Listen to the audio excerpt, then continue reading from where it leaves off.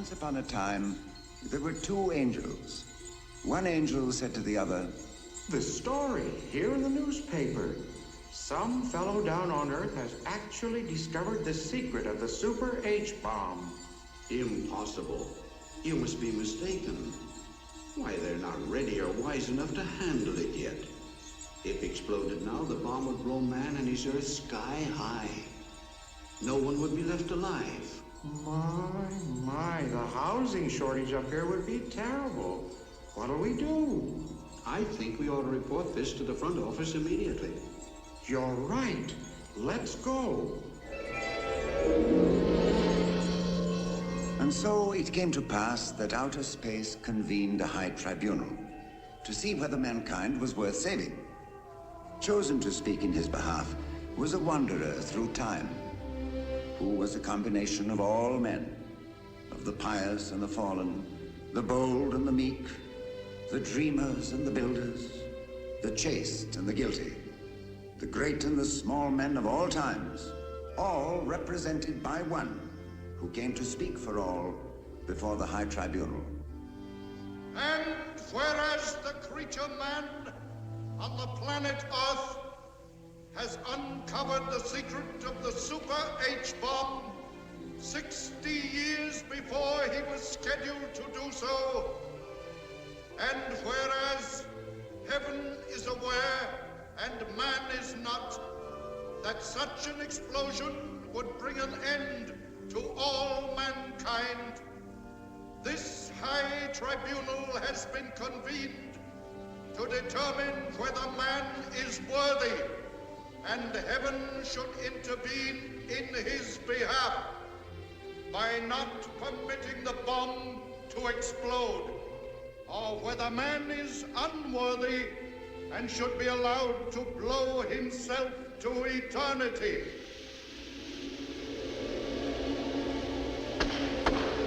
Who interrupts?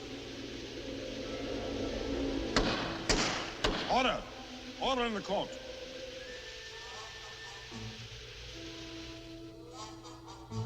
Who interrupts the reading of the indictment? I, sir, am Mr. Scratch, the inventor of the Super H-bomb and an individual of many talents and traits. All bad, of course. And this is my apprentice. Mind your manners. We'll have none of that up here. You must excuse him, noble sirs. He is accustomed to a warmer climate. Sit down. This whole thing is an obvious waste of time. Man is unworthy beyond a shadow of a doubt, and now compounds his guilt by causing heaven to call this costly and tedious trial. As for me, I am a very busy fellow. I've spent quite enough time trying to get man to see and do things my way. Let's see, about 1 million years, I'd say, give or take 100,000. Time is money, and man does not have a patent on evil. Now, about this bomb, this beautiful, bad thing, the work of a lifetime, and I've lived a very long time. Noble sirs, won't you please allow it to explode and put a fitting end to Earth? Man has certainly earned this reward, besides which I'm running out of town. I have house calls to make all over the universe. What's that ringing? Oh, it's only my private telephone. Excuse me. Yes? Who's speaking? Trouble on Mars? How nice. No, I'm afraid there'll be a little delay here. No, nothing serious. Just a bit of bickering over my acquiring 2 or 3 billion new souls. Order! Order in the courtroom. I'll call you later. Mr. Scratch, telephone calls while the court is in session are out of order, rude, improper, and without precedent. Thank you, noble sir.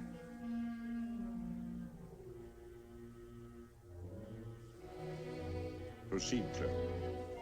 And so, now a high tribunal is called to order here in outer space. It could hardly be held in heaven. Objection.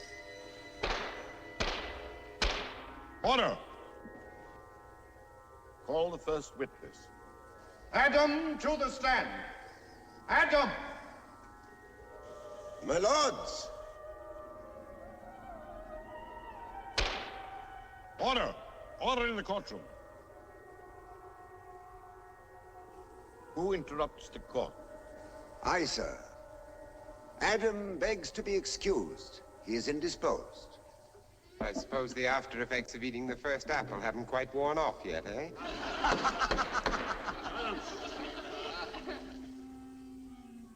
Who then speaks for man? I do. I am the spirit of man. In a moment you may proceed. First, I would call to the attention of both Mr. Scratch and the Spirit of Man that each of you is given permission to visit Earth during any period of time since the world began, after which you may present as evidence those people and events most pertinent to this trial. When you are on Earth, we will be able to watch you and to hear you from up here. You may proceed. Noble sirs, if we are to be believers, and we most certainly are, Speak for yourself. I do. I do indeed. Continue, and without interruption. Man was created in the image of God, but there the similarity ends. Mortal, not immortal are we. Of the flesh, not of the spirit are we. Human, not godlike are we. But whatever our sins, whatever our shortcomings, we believe the good deeds done by man on Earth far outweigh the bad, thereby earning him the right to survive. Objection. On what grounds? Man has made a misstatement of facts. I have not yet even presented the facts. Objection overruled. Proceed. We inherited the Earth and were blessed with certain rare gifts. An opposable thumb, with which to build tools and weapons for survival. The capacity to speak, to think, to reason. The ability to walk erect on two solid arches. We were fruitful. We multiplied. We were resourceful. We replenished the Earth and subdued it. These were the covenants. These we fulfilled. Unfortunately for me, you broke all of the 10 Commandments doing it. Order! Order in the court. Sorry. Proceed. In the beginning, man walked alone. Alone because he trusted no other living thing.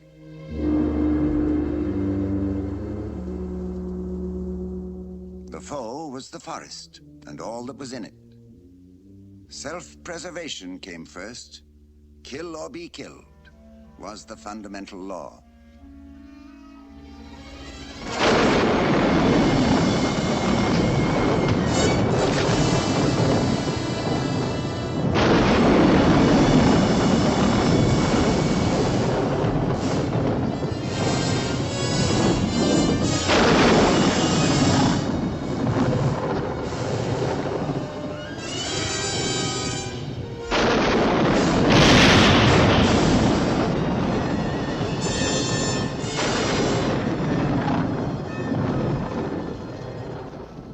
Man had lived through many ages before the first dawning of reason led him toward the warmth of the fire.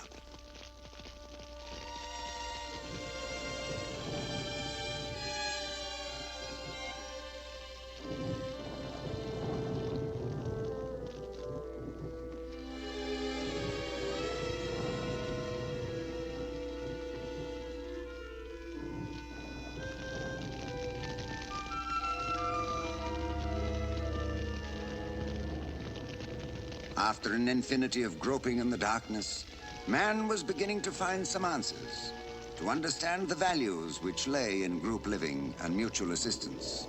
Even you would admit that man was beginning to reason.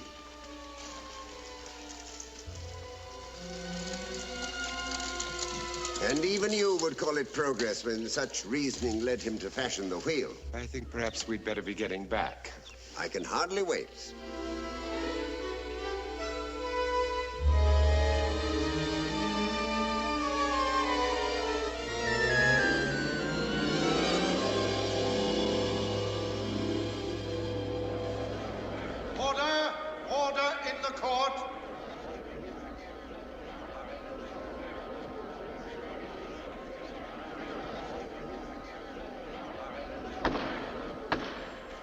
business of this tribunal will proceed.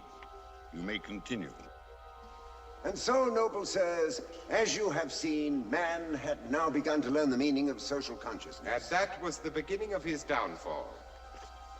Noble sirs, may I make my point? Mr. Scratch?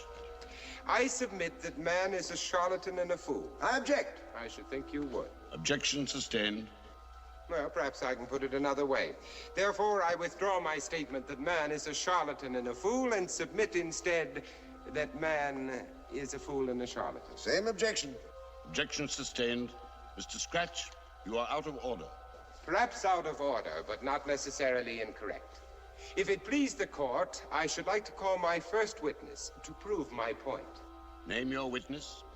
I call Khufu to the stand. Clerk, call the witness. Khufu to the stand!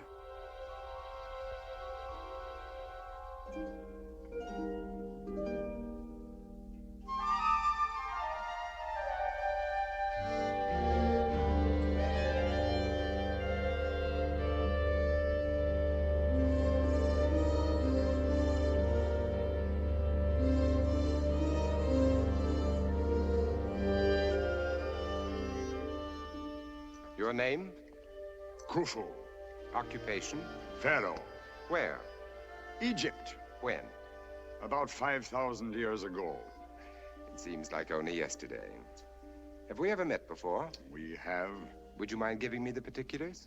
'Twas long ago. You promised me immortality. And you believed me. I had no reason to believe you would not keep your word. Please tell the court exactly what you gave me in exchange for this promise of immortality. The souls of 1,000,000 men. I object, on the grounds that no man, not even a pharaoh, could commit the souls of 1,000,000 men to the devil. That's precisely the point I mean to make. No one villain can affect mankind unless mankind itself supports and encourages his villainy. Here is a case in point. This man could and did commit the souls of 1,000,000 men to the devil because they wanted to be committed. If it please the court, I should like to return to Earth in the time of ancient Egypt to show just how he did it. You have the approval of the court. You may proceed to Earth. We will be watching you. If you'll follow me. I won't need that. It's your kind of climate, isn't it?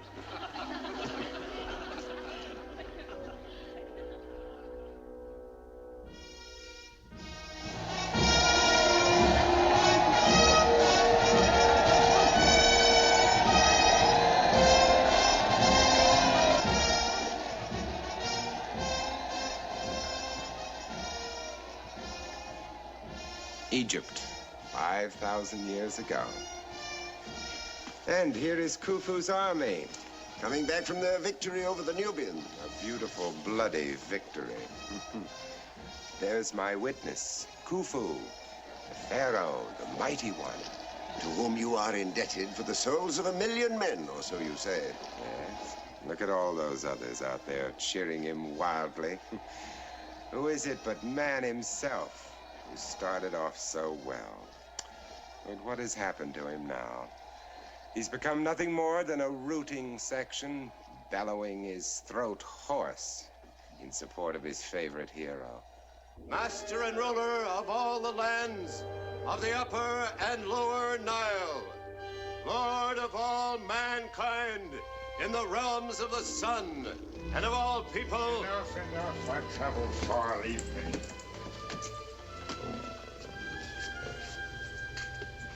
It seems that great Pharaoh is troubled.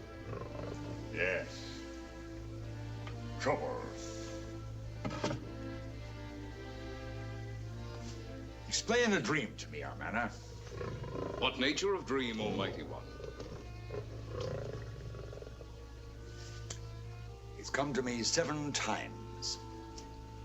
I saw a palace reaching to the stars, climbing higher than man had ever known, built to last through eternity.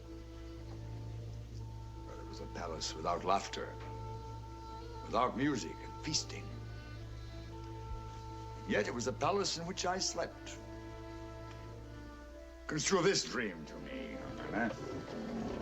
This dream construes itself, great Pharaoh. A palace without laughter, which shall stand through eternity? What is it but the palace that will await you when you step from this world into immortality? I want to see it with my own eyes. Not after I die, while I live. Are my people assembled? The courtyard is full. I'll speak to them once. Once before we close the temples. Close the temples? You heard what I said, Amana. Come with me.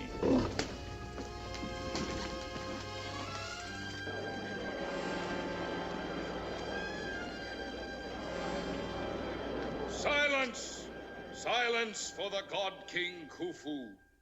From this day on, one and all, priests, freemen, and slaves, will dedicate their lives and bodies to the building of my palace of immortality. Great Pharaoh. It will reach to the skies, the greatest pyramid on earth. Let them come in their thousands, in their hundreds of thousands, from all the corners of our land. Let some cut and drag the stones from the quarries, until my pyramid of Giza is the miracle of the ages, built for all of time with a nation's blood.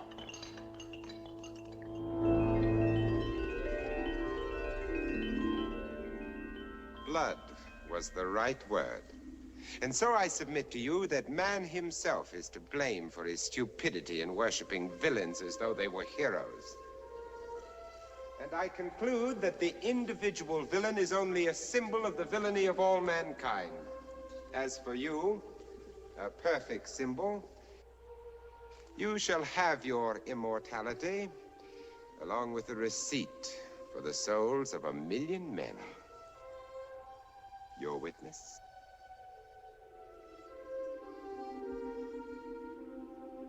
Have you ever heard of a countryman of yours named Moses? I have not. He was not only a countryman, he also lived in the house of the pharaohs. He was, in fact, on the way to become a nobleman of pharaohs, but not impressed with the splendor, the dissipations of the court.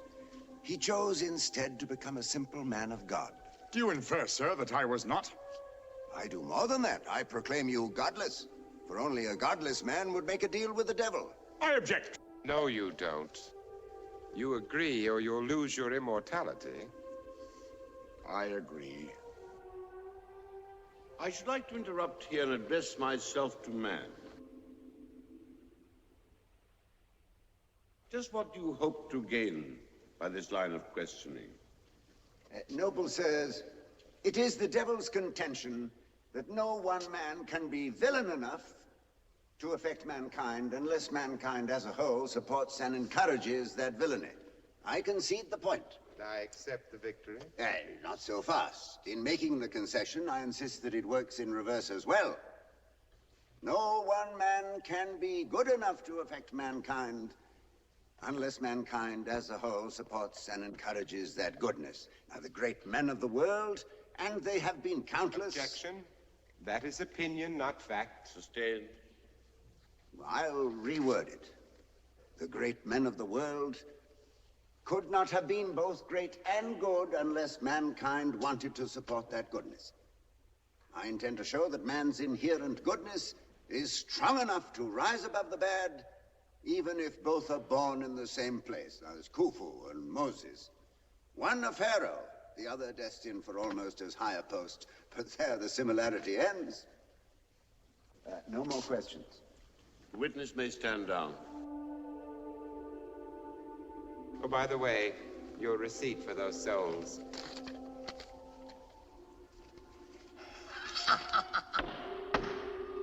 Silence!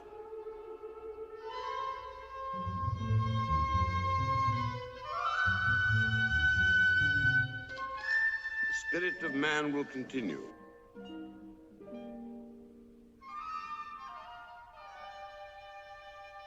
1,000 years after Khufu, in the same land of oppression, gilded with the thin and false veneer of golden glory, was born a man of God. This was Moses, a man whose holiness was revered and later supported by a mankind desperately seeking a road to a better world. However, before the time of Moses, man, in his confusion, worshipped many false gods, and as a result, the people were enslaved and oppressed.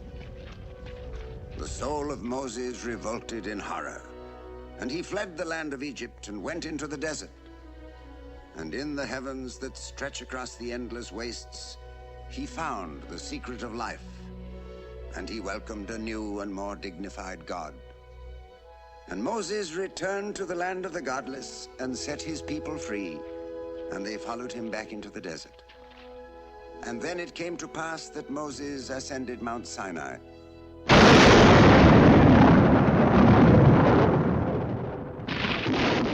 I am the Lord thy God, which have brought thee out of the land of Egypt, out of the house of bondage. Thou shalt have no other gods before me. Thou shalt not make unto thee any graven image, or any likeness of anything that is in heaven. And out of the thunder the voice of God gave mankind the Ten Commandments, and the good prevailed. But it didn't last. Man soon forgot and strayed from the path of Moses and broke all of the 10 Commandments at once.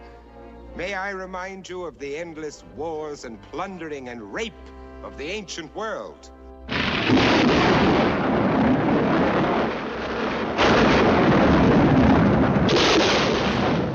You don't have to make so much noise and try to frighten me. I was only proving a point. Take, for example, the Greeks and the Trojans, who fought a pointless war and went completely mad over one woman, Helen of Troy. And your pious story of a one God and the 10 Commandments is really quite ridiculous. Why, this ancient civilization worshipped hundreds of mythical gods, and their god of war probably roared with laughter as he played nation against nation over the face that launched 1,000 ships. The face of Helen of Troy.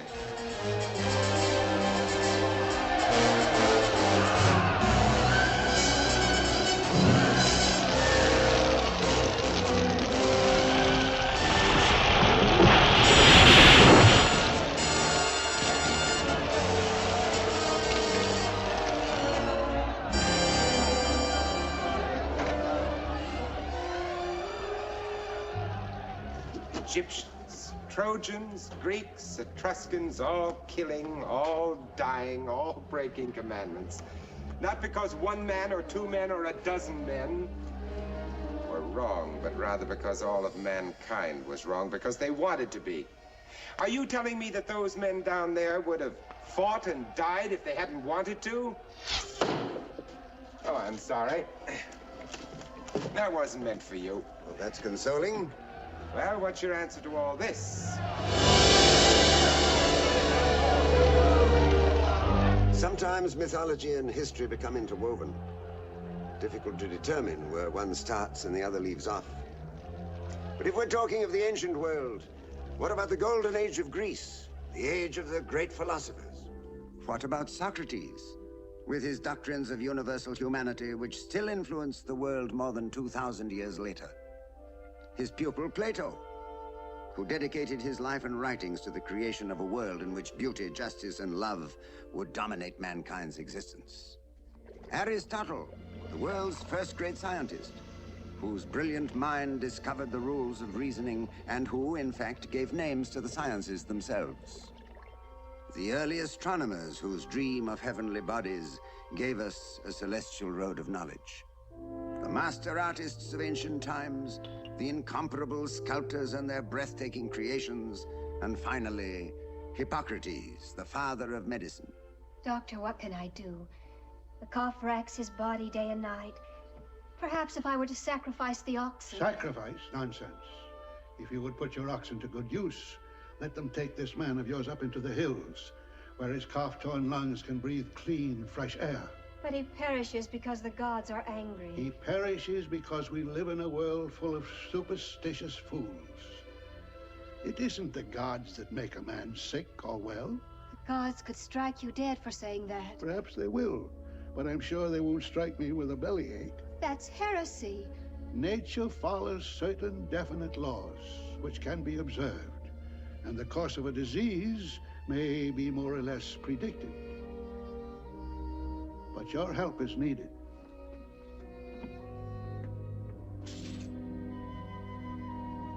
So take this poor piece of suffering humanity up in the hills. Give him plenty of milk and honey. Let him breathe. And if I'm right, he'll live. Hippocrates' theories were right, and his name went down through history. So did his words of the Hippocratic Oath. Into whatever house I may enter, I will enter for the benefit of the sick. And whatever I may hear or see in the course of my profession, I will never divulge. Every dedicated physician holds this oath inviolate. I'm sorry, Mr. Scratch. My opponent has made a point, but he insists on ignoring all my favorite protégés. Next exhibit, please. Pretty, isn't it? But the wearer was much prettier. A young lady whom I knew rather intimately. In fact, she and I worked remarkably well together, somewhere about 30 BC. She was the Queen of Egypt, Cleopatra by name, although some people who failed to appreciate her true talents vulgarly called her the Serpent of the Nile. She was hardly out of her teens when she poisoned her young brother. Would you like a drink? Yes, I would. We'll drink a toast. Thank you.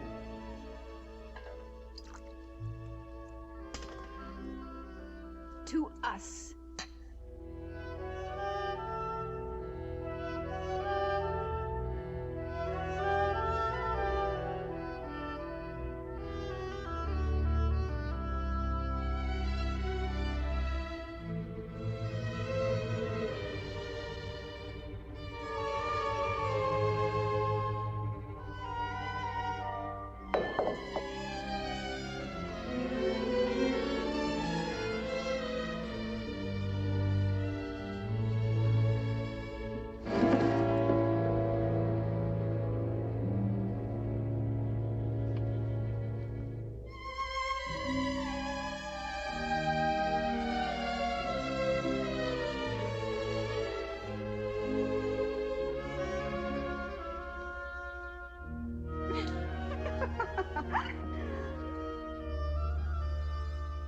Oh, yes, Cleopatra was quite a girl.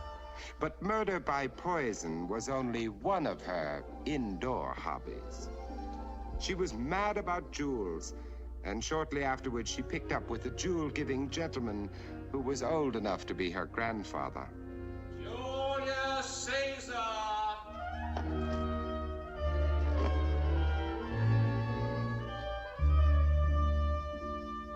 Cleopatra. Caesar.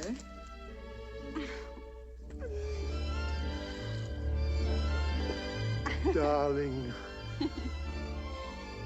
Cleopatra not only picked up with Caesar, but picked his pockets as well. See what I have. She didn't really need the money. It was just her way of keeping in the practice of fleecing lovers. And Cleopatra had plenty of lovers to fleece. She even persuaded one Roman commander to go to war against his native land, but double-crossed him at the last minute and ordered her galleys back to Egypt. This bewildered Roman was Mark Antony. Wait here.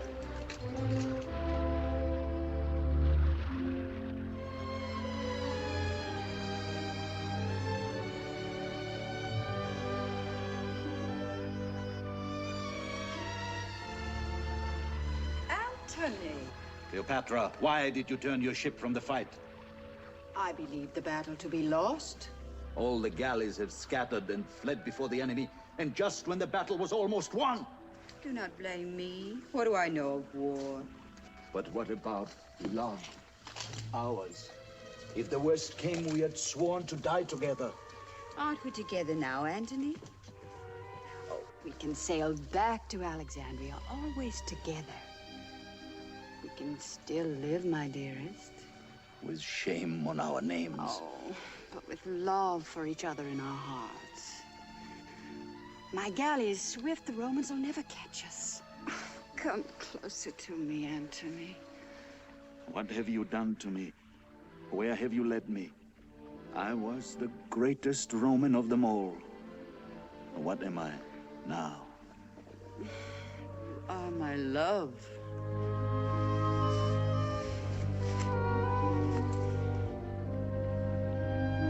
Little Cleopatra should have said, "You were my love," because she already had ideas about double-crossing him, ideas of making a deal with the Romans, her own safety in exchange for Antony's life. As for Antony, his traitorous act bedeviled him and he planned revenge. You see, love and hate are really the same, so it isn't surprising that thoughts of killing Cleopatra possessed him. I was the greatest Roman of them all. But not quite great enough to overcome a woman's treachery, were you, Antony? What now? What black thoughts fill you with vengeance? Cleopatra.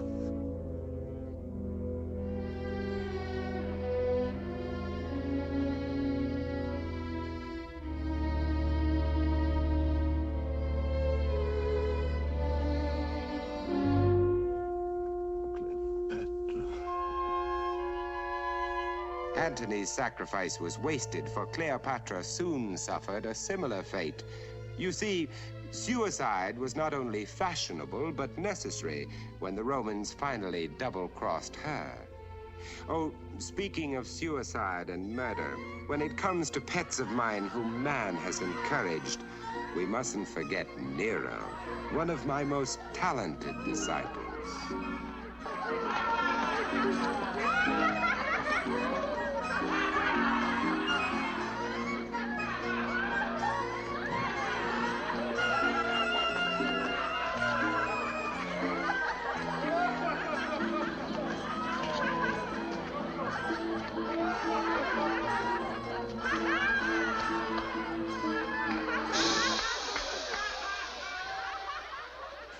This is the court of Nero, evil and depraved, whose debauchery and perversion surpassed even the wildest and wickedest dreams of the most deluded.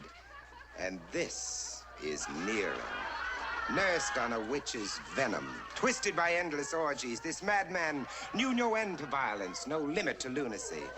He arranged the suicide of most of his closest friends, had his mother clubbed to death, and poisoned a lot of the people he knew, and sought out other similar amusements. Well, I'm not amused, and I'm certain mankind wasn't either. Oh, but you're wrong. Look at the merriment all about you. They don't look unamused to me.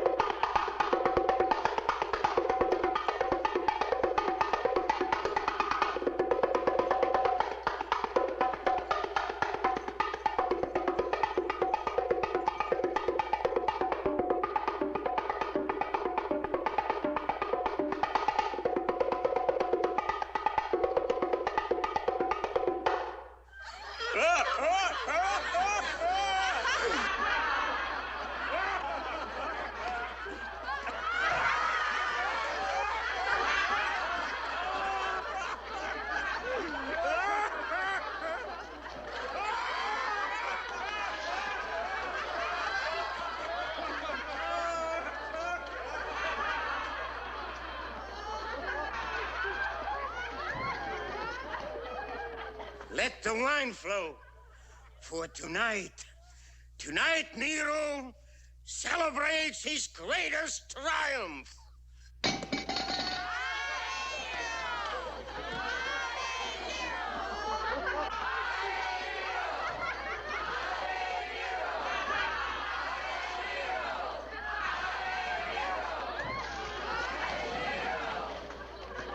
Now, if you'll follow me out onto the balcony, you'll see this madman's greatest folly. I need no further proof of Nero's lunacy. Besides, he was only a mad moment of history. Perhaps. But I want to prove the lunacy of all mankind. May I show you the way?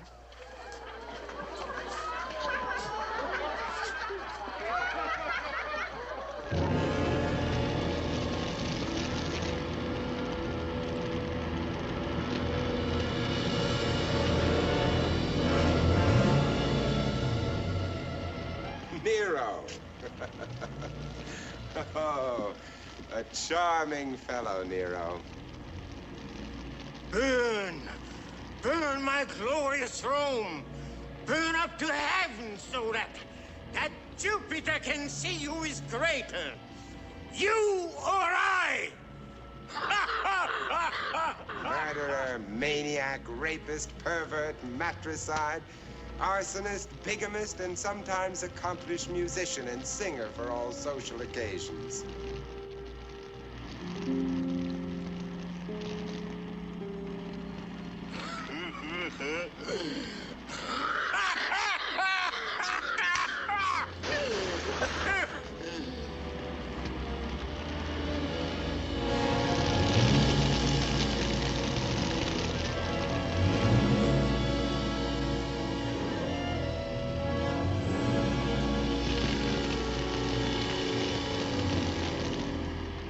This was Nero, whose depravity and lunacy could not possibly have been foisted upon mankind, had mankind not been content and willing to accept it. Was mankind content? Wasn't he? Not if you listened to other voices which were being heard in Rome that night. In the secret caves and in the depths of the catacombs. Echoing holy words of deliverance which had been uttered even 30 years earlier. Blessed are the poor in spirit, for theirs is the kingdom of heaven. Blessed are they that mourn, for they shall be comforted. Blessed are the meek, for they shall inherit the earth. It's Nero's soldiers coming for us. We must flee. Did the master flee when they came to take him to the hill called Golgotha? But if we die, the master's words die with us. The words will live on, surviving the flames of martyrdom, until peace and faith and love shall rule the earth. They are here. We must pray for help. No. Rather let us give thanks. For the Master also said, blessed are they which are persecuted for righteousness' sake. For theirs is the kingdom of heaven.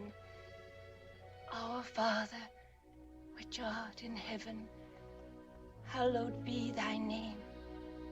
Thy kingdom come, thy will be done.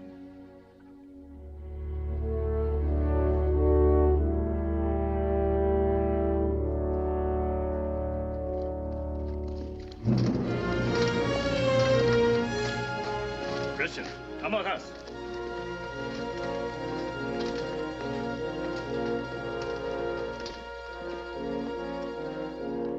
Your holy words didn't do much good, did they? Oh, yes, they did. New hope had come into a world where hope had been dead. Mankind was reaching out for the light. And all he found was darkness. Darkness and Attila the Hun.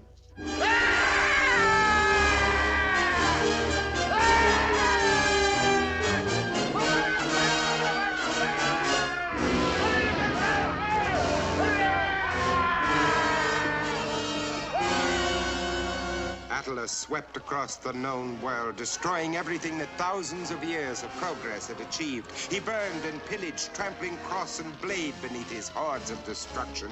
Everything withered before him: faith, learning, medicine, the arts and sciences.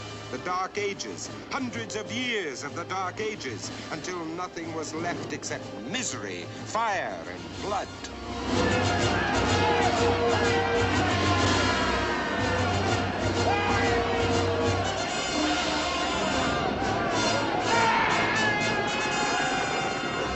Yes, it's true. Half the world had died. But civilization itself was not dead. It still lived on through hundreds of years of desolation, ignorance, and brutality. And very slowly its pulse beat was gathering strength again. Much of that period is only legend. The tales of King Arthur and his gallant knights, and the saga of the glorious quest of the Holy Grail. True or false, at least the legends proved that faith had not been entirely forgotten. Long before knighthood had flowered, holy monks had carried the work of God from village to village, keeping the torch of faith burning brightly. A strange creature, man, still existing in spite of what Mr. Scratch has called his sinful stupidity, still fighting and dying for his faith. Whether the deity be the Judaic God, the Holy Trinity, or the Great Enlightenment as preached by the prophet Buddha, or Allah, whose prophet was Mohammed. As in all wars, nobody was the victor. The knights went home, to Italy and to Germany, to France and to England. And they turned to the occupation of the tournament and the contest, for the fun of it.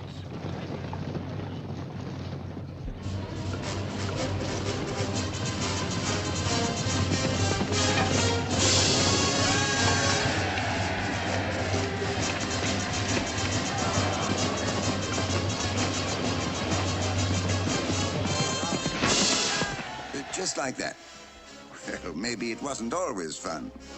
But he developed something else too, because one day, after hundreds of years of lawlessness, he brought back the basic principles of law at Runnymede in England, when the barons forced King John to sign the Magna Carta, the provisions of which were to become the cornerstone of law, order, and civil liberty.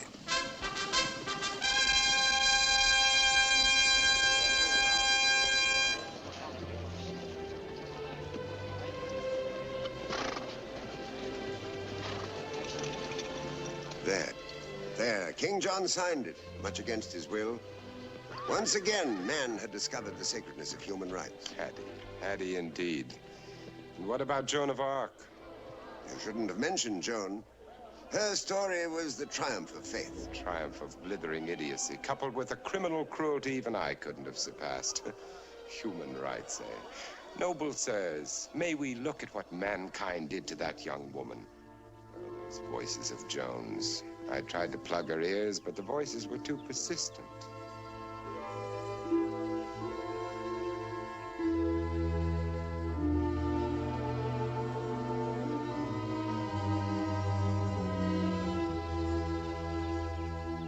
Joan. Can you hear me, Joan? This is the voice of St. Michael. Your country is waiting for you, Joan.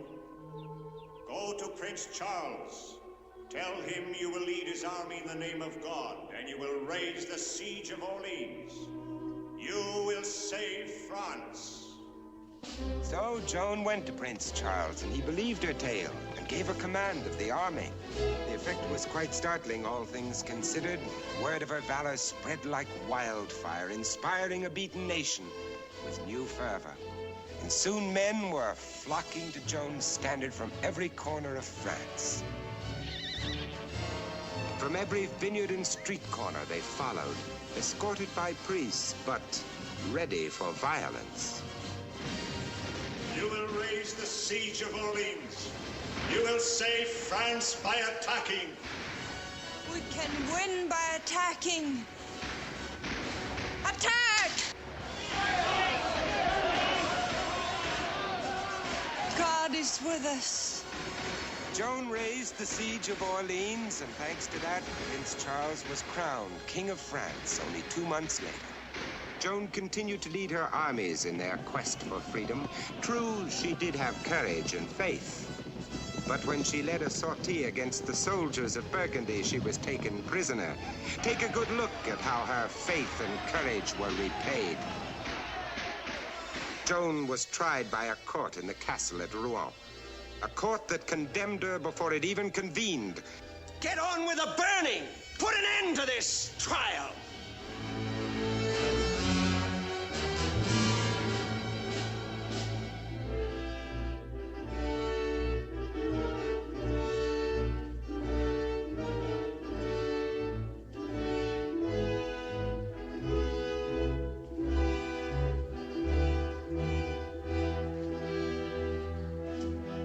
My child.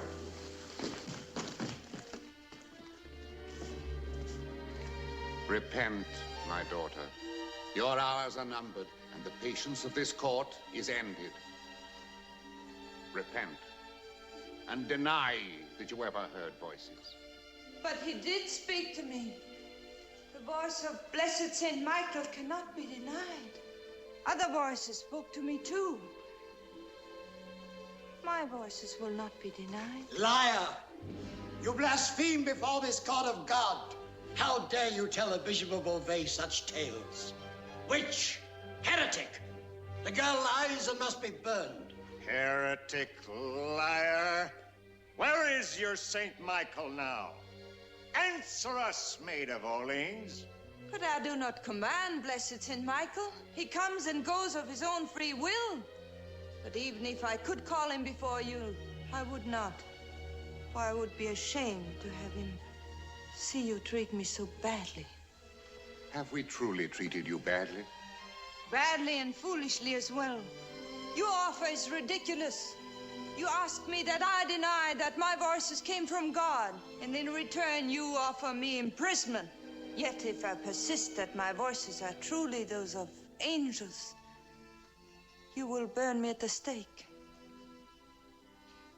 Either choice brings pain, one more quickly, the other endless. Is there no other way? Is there no one to help me? No one? No one. Not even the Dauphin can help. Nor would he if he could.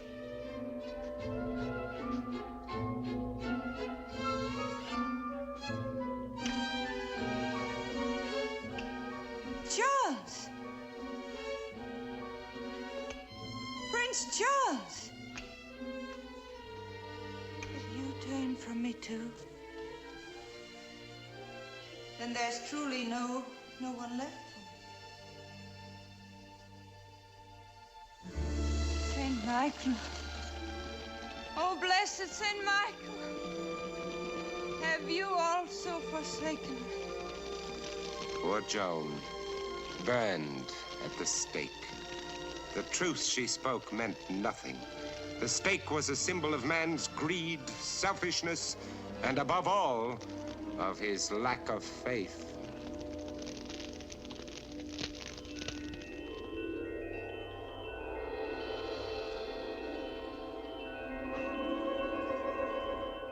Do you still say I shouldn't have mentioned Joan?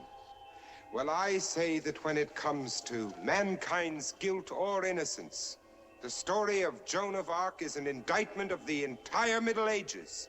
Not quite the entire Middle Ages. The incident of Joan of Arc was tragic, but hardly an indictment of all mankind. For at the very same time, man and his arts, his religion, his medicine, his philosophies were going through a rebirth, a renaissance. And with the court's permission, I'm sure you must have something in here that will help me. I object. Objection is held in abeyance until the court understands this action on the part of man. Thank you, my lord. This great and endless flow of human expression swept across Europe. The classic writings of Dante, Boccaccio, and Petrarch inaugurated a new age of literature. And out of the same chaos came the breathtaking architecture of the Lombardos, the dazzling art of Titian and Michelangelo, and the free thought of the individual, as so beautifully expressed by Telesio, Machiavelli, and Campanella.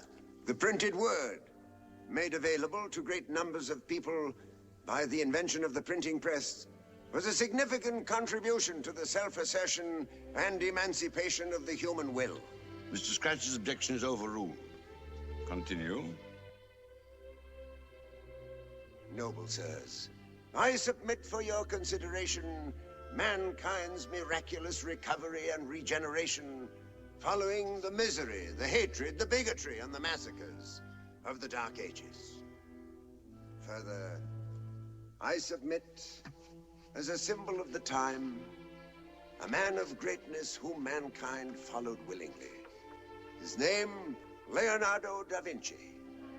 His profession was a varied one. Artist, sculptor, inventor, engineer, a man who experimented with balloons and flying machines, who drained the marshes of the Lombardian plains and expressed his joy in all things between heaven and earth, in prose, in painting, and sculpture. A man of giant intellect, honored in his own time and down through the ages. And this, probably one of the most famous works of art the world has ever known, the Mona Lisa. Beautiful, isn't it? Fair. Trouble with you, Mr. Scratch, is that you know nothing about painting.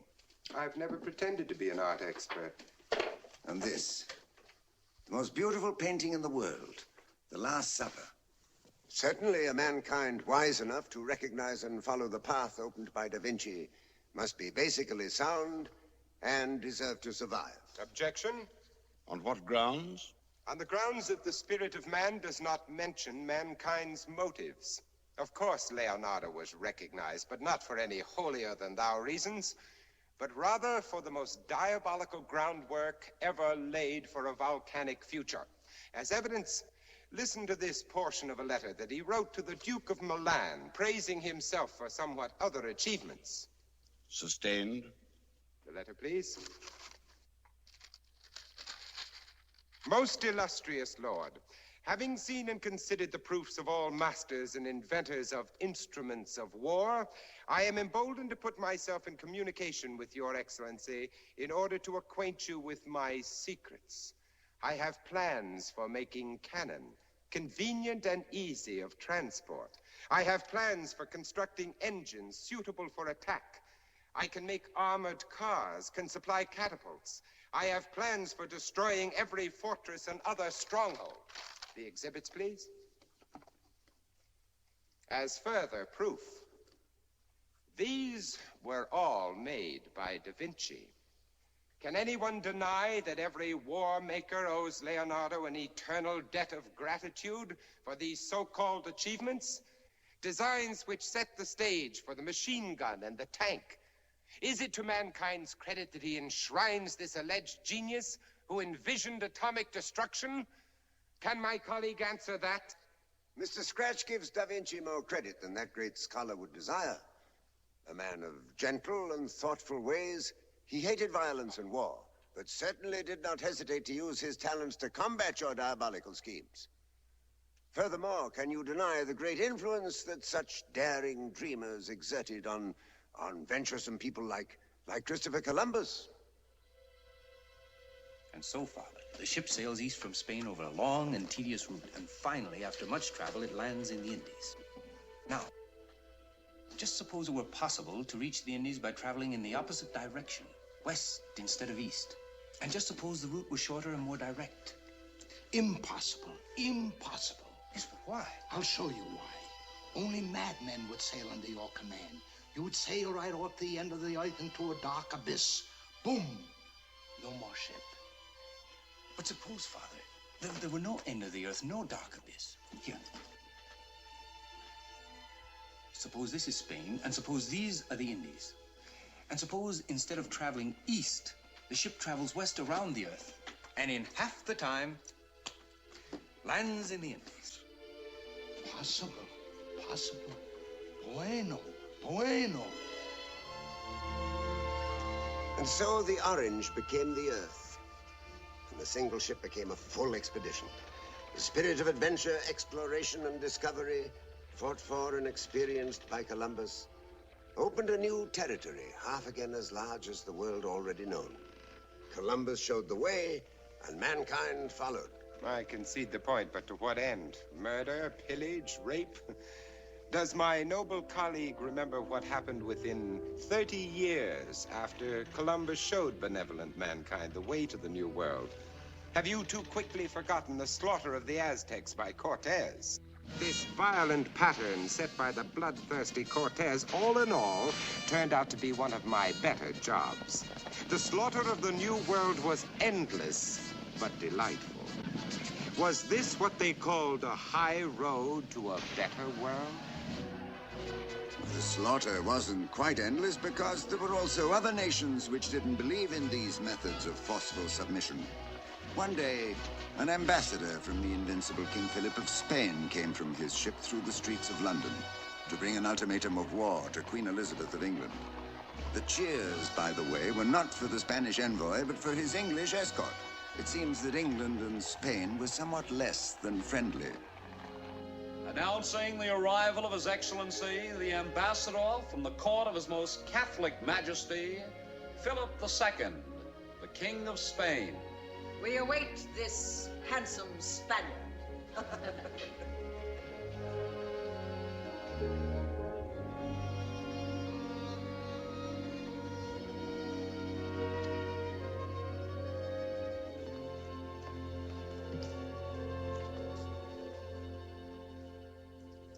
Your Majesty, King Philip has been most tolerant.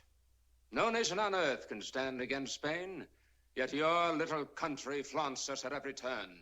You have aided the rebels in the Spanish Netherlands. Our dominions in the Americas are subjected to raids by your pirates. Pirates, sirrah!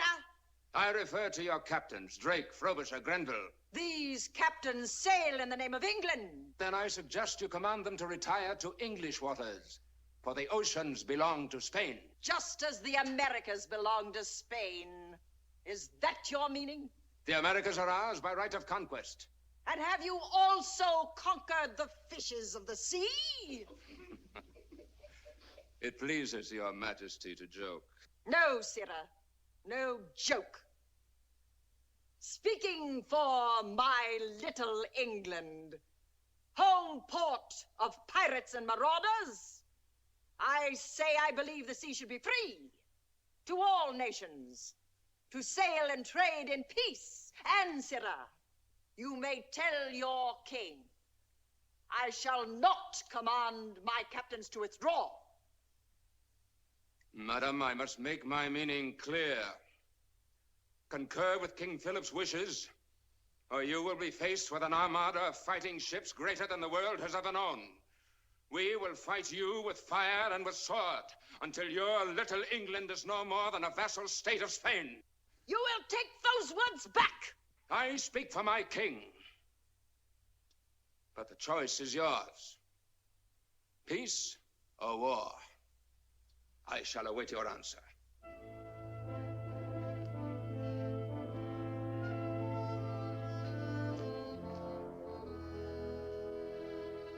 I would be alone. Where is that actor poet that was brought to our court?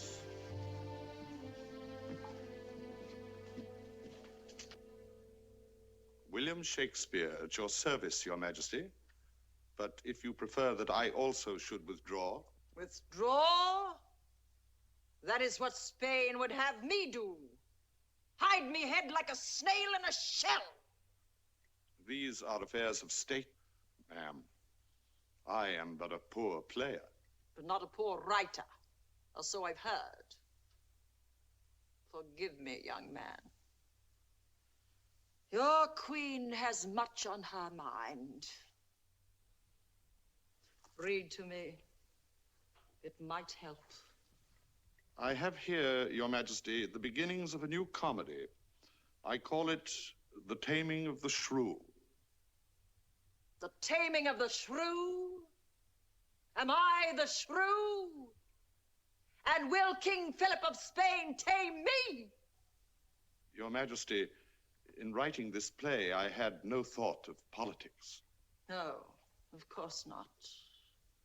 But Master Shakespeare, our country is at the crossroads, and I must choose the path we shall take. England can fall, Master Shakespeare. So can Spain, ma'am. You are right. Yes! You are right! And courageous. Read something else. Something that will put courage into this poor woman's heart. This England never did nor never shall lie at the proud foot of a conqueror. Yes! That's it! Is there more? Come the three corners of the world in arms, and we shall shock them. Naught shall make us through, if England to itself do rest. But true. Superb! Superb! And you have given me the answer.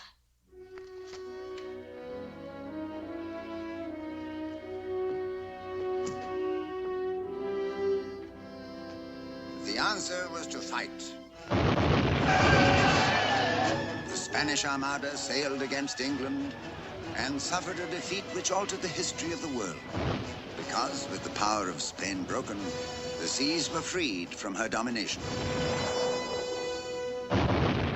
And this freedom opened a new world through peaceful settling, not slaughter. The colonists who came to Jamestown in 1607 under Captain John Smith were farmers and businessmen, not pirates and cutthroats.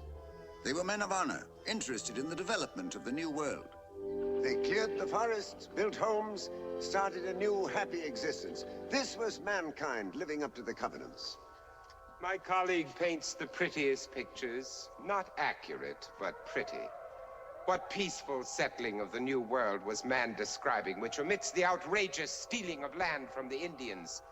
What men of honor was man referring to when he fails to mention the foul-smelling crime of slavery? I do not recognize that the freedom of the seas or the colonization of the New World brought any special glisten to the halo of mankind.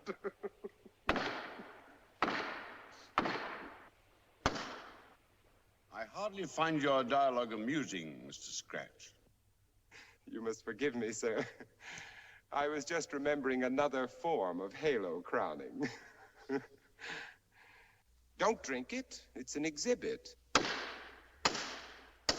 Mr. Scratch, there will be no drinking in this court. Oh, 1,000 pardons, sir. I had no intention of drinking it either. I merely wished to illustrate a point. Proceed. With care. If memory serves me right, even mankind itself during that Elizabethan period was a bit dubious over the angelic aspects of this adventure into the New World. Sir Walter Raleigh, that gay poet, explorer, sailor, whose bravery did as much to open the New World as any other human being, was he not beheaded for his noble efforts? That was hardly the way for mankind to show its gratitude. Your sense of humor is macabre. Were you laughing over Sir Walter's unpleasant demise? Well, I did indeed find that a bit funny. But funnier still was an incident which occurred while he still kept his head. It was at the court of Queen Elizabeth. Raleigh's shocking display of the art of pipe smoking horrified English royalty. Sir Walter Raleigh! Oh, Sir Walter's afire! Oh. Some reward for a man who helped settle the New World.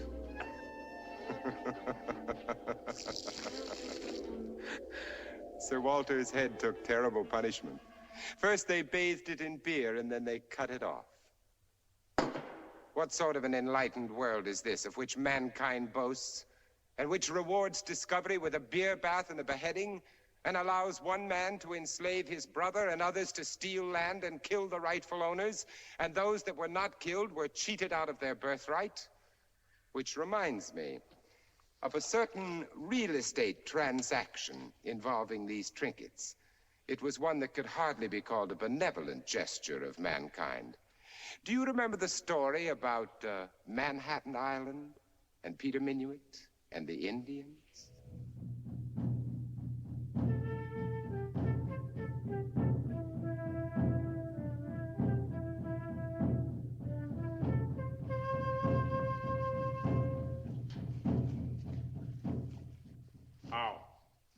3 minutes and leave him in the shell. What? No, not what. How?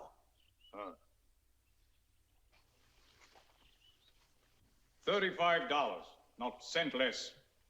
But it's only an island. If me no need money, you no buy for $50. Not even $100. One answer between the two of you, please. $20 and not a cent more. $30, not cent less. Well, I guess we'll just have to pass this deal by. Medicine man say me sick. If me no sick, me no sell island. Me sick, so me go west.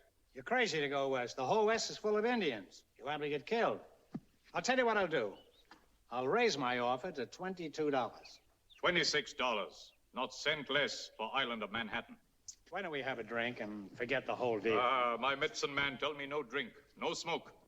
No drink and no smoke? No. What about girls? No girls. What about her? Oh, she my daughter. She no girl. That's what he thinks. Now, just let me get this straight. You're not allowed to drink? No. No smoke? And no girls? No. No girls. Well, what do you want the $26 for? You better get another doctor and have a little fun out of life. Now, this is my final offer. $24 and not a penny more. Robbery. White man rob poor Injun. So you think you're being robbed, eh? Be glad it's not 300 years later. You might have been wiped out in the stock market. Now, is it a deal or isn't it? Robbery. That's quite true, but is it a deal or isn't it?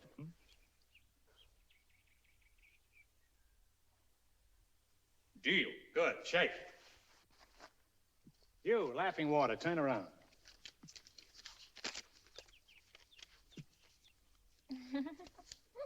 She's easily amused, isn't she, huh? Hey, what you doing? I'm writing you a check for $24. What is check? Well, it's a promise to pay. Me no want promise. Me want money. Well, you'd hardly expect me to carry that much cash around at one time now, would you? Say, how about taking it in merchandise? Merchandise, eh? Yes. What's that? Well, this is merchandise. Valuable jewels from way down upon the Swanee River. Oh, she ought to be in show business. All right, I take deal. Now, wait a minute. I gotta have these tags for my income tax returns. These tags are very valuable. Tags valuable? I'll say. Me take tags. You take jewels. Chief no fool. No wonder you're the chief. With a brain like yours, the white man hasn't got a chance. How? 3 minutes and leave him in the shell. Laughing Water, come. We go west. Way down upon the Swanee River.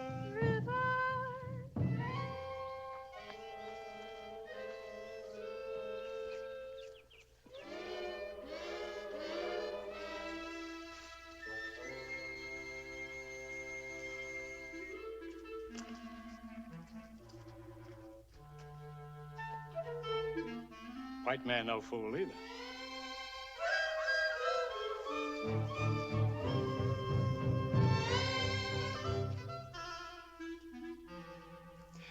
Manhattan Island, grabbed from its Indian owners for $24 worth of junk. What a jip. And history didn't tell the whole story. Minuit wound up not only with the island, but with the Indian girl as well. Anyway, thanks to Governor Minuit and others like him, the European invasion of America was now running in high gear. But was the fresh, clean air of the New World doing anything to straighten out man's thinking processes? Not at all. Remember the Salem witch trials, the hangings and the burnings? Oh, my boys and girls were really doing things. Not that their cousins in the old world were behaving any better. They still liked to live in squalor and dirt, encouraging conditions of filth and disease and, oh yes, plague. England, the spring of 1665.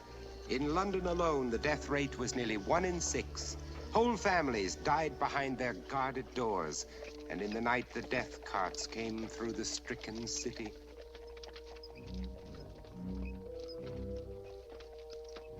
And who was to blame if not man, who still refused to learn that cleanliness is next to godliness? And it wasn't my place to teach him. If it hadn't been for an outbreak of fire in London's Pudding Lane, the Great Plague might have wiped out England's entire population. But the fire came, consuming churches, prisons, bridges, homes, and incidentally, much to my regret, burning out the plague spots themselves. But I still had other little matters to keep me busy. Even when man left dry land, he wasn't any better. He had achieved a certain freedom of the seas, but the seas were no safer now than they'd been 100 years earlier, because some of my very best disciples were on the rampage. Oh, great, great days. Boarding, burning, keel hauling, walking the plank.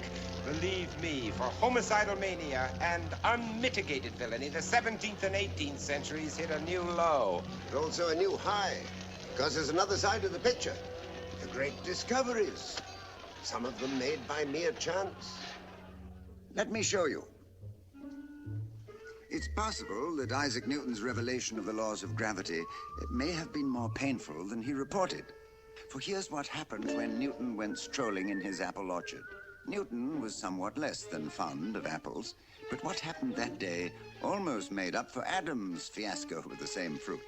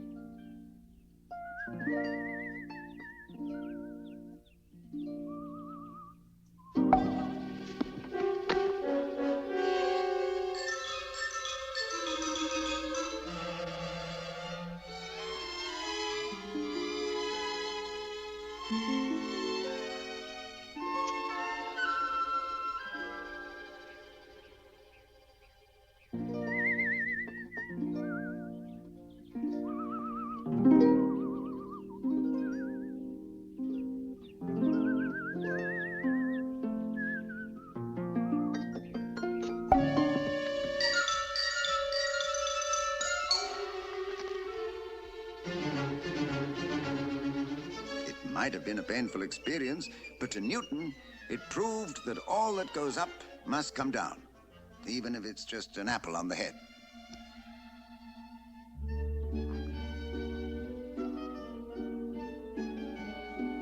And you must remember, all this happened long before the invention of applesauce.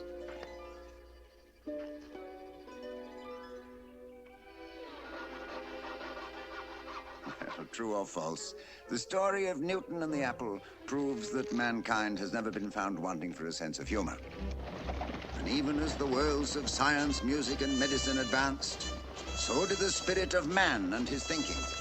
The American Revolution is the case in point. It all started with unfair taxation. But history will show, despite Mr. Scratch's protests, that mankind will be neither dominated nor misled for any great period of time, and that under the shackles of oppression, spirited heroes are created.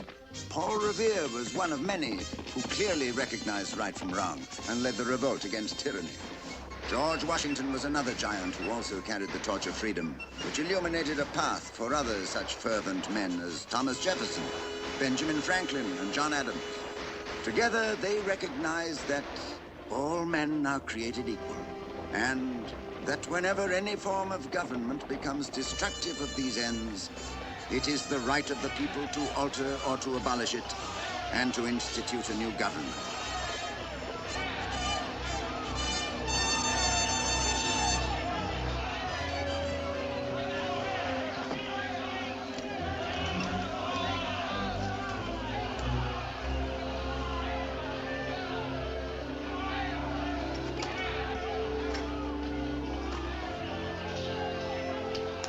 Scratch. Mr. Scratch.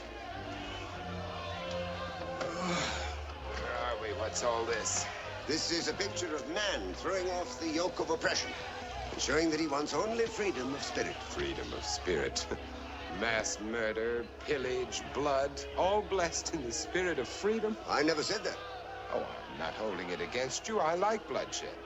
But when it comes to revolution, man hasn't always been as moderate as he was in North America.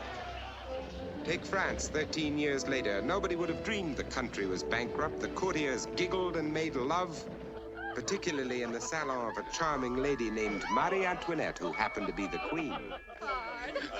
They say the mob is marching on Versailles, Your Majesty. Oh, la la, a long walk indeed. Thousands of them carrying pitchforks. Oh, pray let us hope they make hay while the sun shines. Naturally, they'll all be blown to pieces by the army. Oh, what a crying shame when one considers the servant problem. Would it be tactless to ask what the poor creatures want?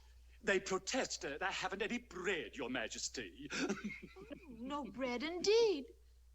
Then let them eat cake. Let them eat cake. It was a witticism which echoed around the world, and which incidentally was to cost poor Marie Antoinette her delicate little head. But she wasn't the only one. Mankind was on the rampage again, all set for the bloodbath known as the Reign of Terror. And how that guillotine went to work lopping off those heads, sometimes at the rate of 1,000 a month. But in spite of my encouragement, the French Revolution petered out. I suppose partly because by this time they were running out of heads. And partly because France had accumulated quite a few wars on her hands. Wars against England, Spain, Prussia, Austria. Then at Toulon in the south of France, the cause of peace wasn't exactly helped either. The British warships succeeded in destroying a large part of the French fleet. From the point of view of France, the situation was saved by the brilliant tactics of a young artillery officer who rose from captain to general in a matter of weeks, and who was soon being acclaimed a military genius. But man's ego being what it is, the young general wanted much more than the acclaim of his compatriots. What Napoleon Bonaparte wanted was the world. And one night in the year 1796, it looked as if he would get it. 4 Napoleons? Josephine, I've been waiting for you. I wanted you to be the first to know.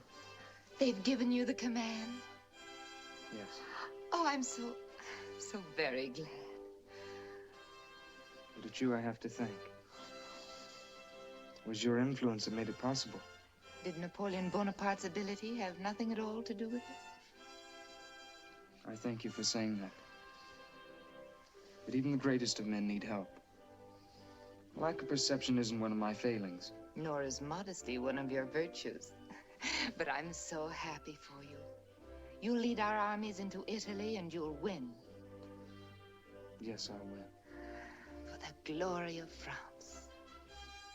For the glory of France. What were you thinking about just then?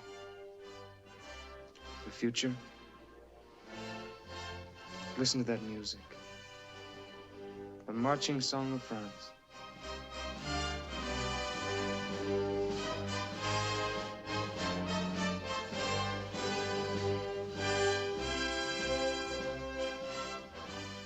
Yet one day it could be the song of the United States of Europe. Italy, Prussia, Austria, Spain. Yes, and Russia and England, too. All marching under the same banner. With you as the commander-in-chief.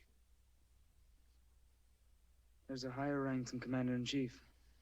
What rank could be higher? Emperor. No. We fought a revolution for liberty and equality. Our nation would never give up what it's gained. Our nation is made up of people who are in it. People are emotional and easily led. But a king has to be born. Yet an emperor could be elected. Only if the people wished it. You're right. A man is only as great as his fellow men will allow. Yet he can climb to the stars if the world holds a ladder. I'm afraid for you. Don't be. I know exactly where I'm going and how far. The story of Napoleon ended as does that of all despots. Mankind tasted blood, found it revolting, and again rose up in protest.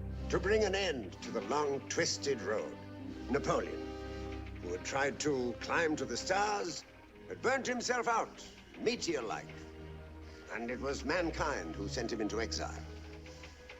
Once more, the human error was corrected by basic humane traits. Not really. With one hand, you destroyed Napoleon, but with the other, you kept alive a blaze of war that consumed most of the world. Let's not forget that the other wars dragged on and on. England against the United States, Spain against South America, Russia against Turkey, England and France, Italy and France against Austria.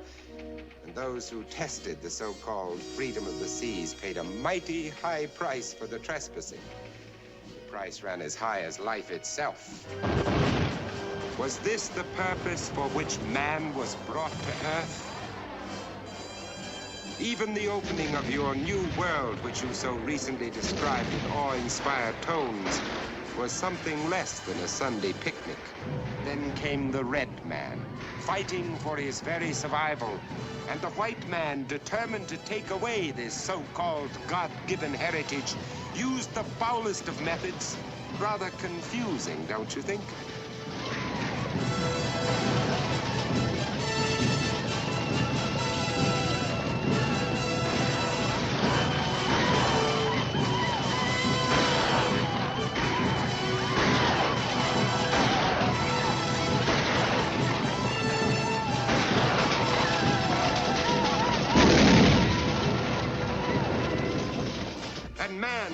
Limit his foul methods of land grabbing to the Indians. He even turned against his own neighbors.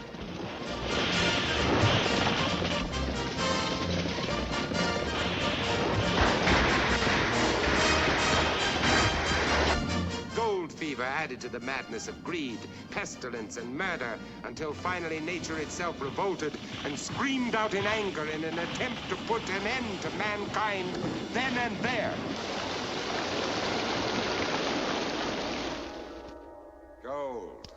Gold to tempt man.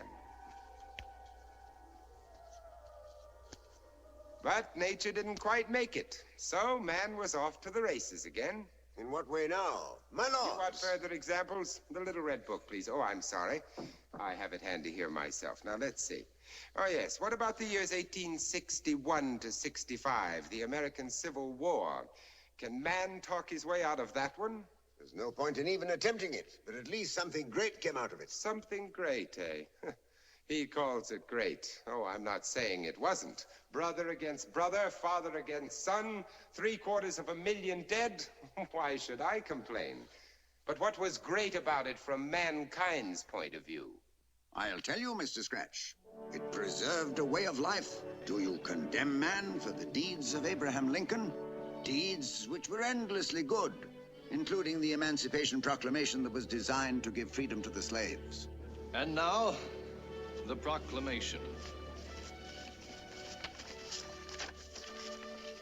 That on the first day of January, in the year of our Lord, 1863, all persons held as slaves within any state or designated part of a state, the people whereof shall then be in rebellion against the United States, shall be then, thenceforward, and forever free. Do you still question that something great came out of the Civil War?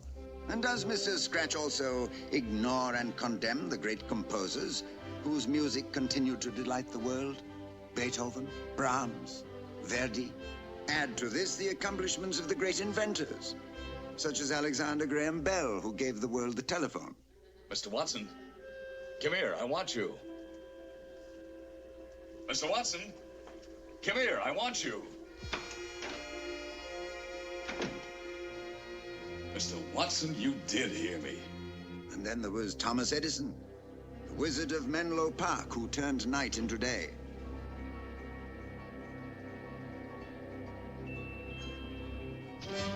Of course, the development of the gas engine finally put the world on wheels.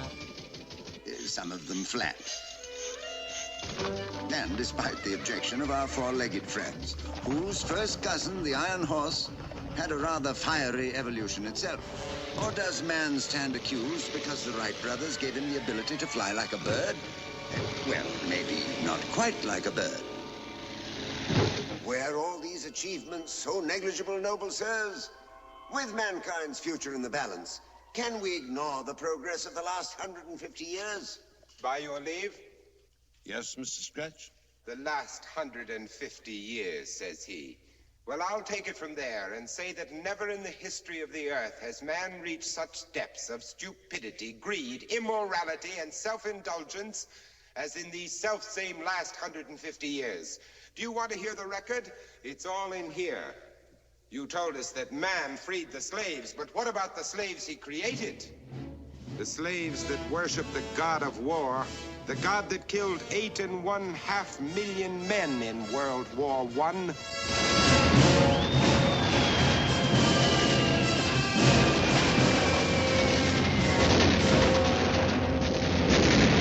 But there were consolations. My opponent has talked of music.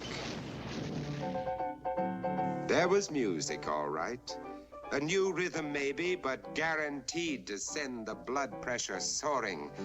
So the world danced on through the war's end, through the roaring 20s and into the 30s. And nobody cared to notice that one of my most brilliant creations was creeping out of the woodwork. Today, I liberate Rhineland. This is my last territorial demand.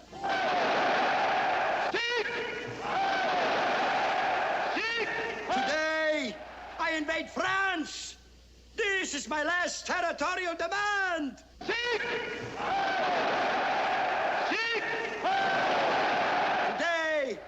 I invade Russia. This is my last territorial demand.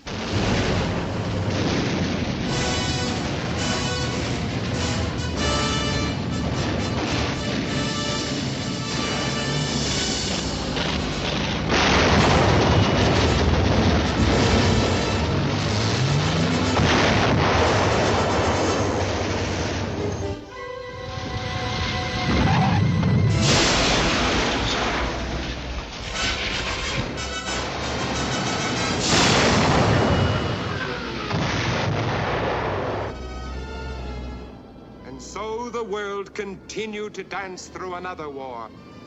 And with a murderous song in its heart, accompanied by the propeller blades, this benevolent mankind, used his greatest intellectual invention of the airplane to deliver one of my greatest, boldest, most spectacular triumphs.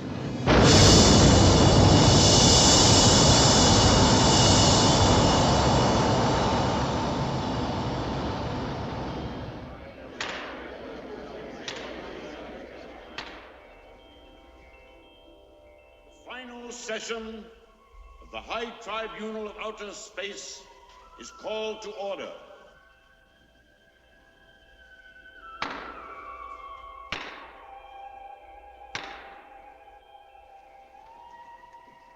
Court will now listen to the final summations in the hearing to determine whether to allow the explosion of the Super H-bomb on the planet Earth, thereby bringing an end to mankind, or to prevent the explosion and allow mankind to continue to live.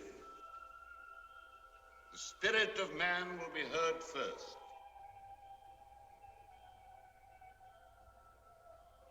Summations will be brief. Noble sirs, many words have been spoken at this tribunal. Some of them angry, some of them in milder temper. But whatever the words, I do sincerely believe that down through the ages, the soul of man, misled many times, has survived the deceit of the few and managed to redirect itself through inherent moral strength. My colleague, Mr. Scratch, has maligned and blackened all of mankind for all of time. He does his job well. But that is because it is, with him, a full-time job. And over a period of 1,000,000 years, he has become quite adept at developing man's weaknesses. Yet man recovers and emerges stronger, more capable than ever. Now, all the facts have been presented, noble sirs, and whatever coloring my opponent has chosen to give them, I am certain you have seen their true worth and weighed them accordingly. However, one point has been overlooked, one witness not called.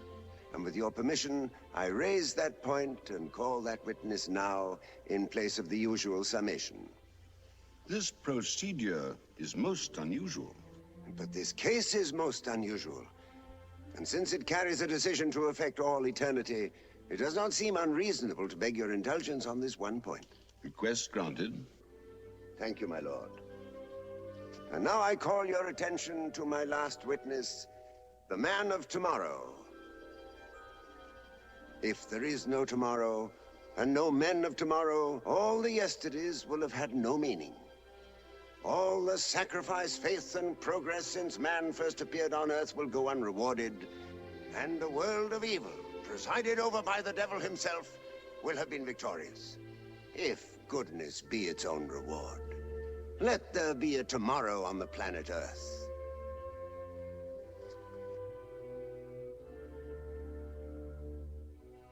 Before Mr. Scratch delivers his summation, I have an announcement to make. I have just received word that the warring armies have moved against each other on the planet Earth. And in accordance with the destiny of time, the great Super H-bomb will explode at exactly 11 o'clock.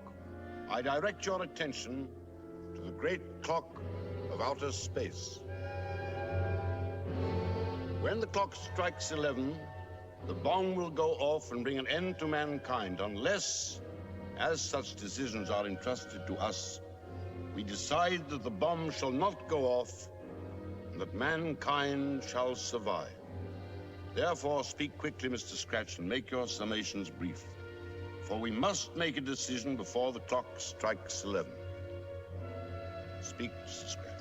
My distinguished colleague rests his entire case on the so-called man of tomorrow. By inference, he almost acknowledges that mankind deserves no better end than annihilation by the Super H-bomb. And yet, weak and sentimental, as is all mankind, he introduces a sentimental trick and hopes to gain the mercy of the court by introducing a pathetic last witness, a child. I accept the challenge, and I shall use as my final summation the very witness brought here by man. I call your attention to the witness innocently playing with his toys. This is mankind's bright hope of tomorrow, the hope of peace and virtue. Have you seen the toys with which the child plays?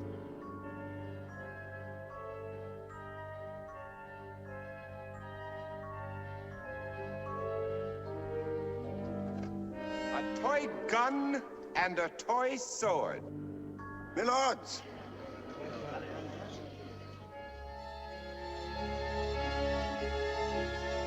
if I may. Please. Noble sir, I ask that the toys of the child be more carefully examined.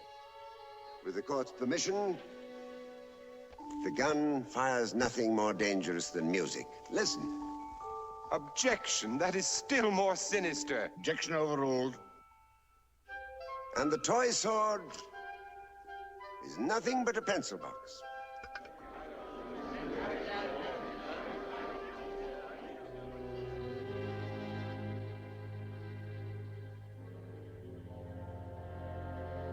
If it please the court, there is one piece of evidence already referred to which has not been placed on exhibition. The Bible. I ask that it now be marked as an exhibit. Objection, objection! Let the Bible be placed in evidence. First, there is a line to be read. Objection. That book has no place in this trial, and no bearing on its outcome. Objection overruled. Proceed. The wicked worketh a deceitful work, but to him that soweth righteousness shall be a sure reward. My lords, I rest my case.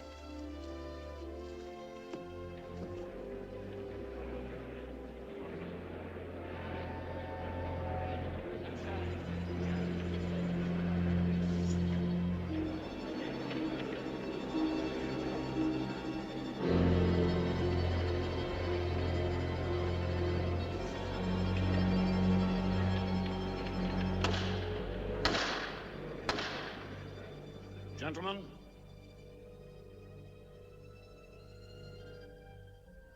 in the matter of the story of mankind, this high tribunal has weighed most carefully the good of man against his evil, and finds that man is as evil as he is good. His holiness has been equaled by his tyranny, and his nobility by his lack of faith. And so the scales balance much too evenly for this high tribunal to determine whether to bring an end to mankind or to assure him eternal life. We therefore reserve judgment in order to allow man more time to set his house in order at the earliest possible date. Take heed and listen well, for time runs swiftly, and the fate of man is now laid at the doorstep of man himself. By the villains you encourage, by the heroes you create, you shall soon achieve eternal life or oblivion.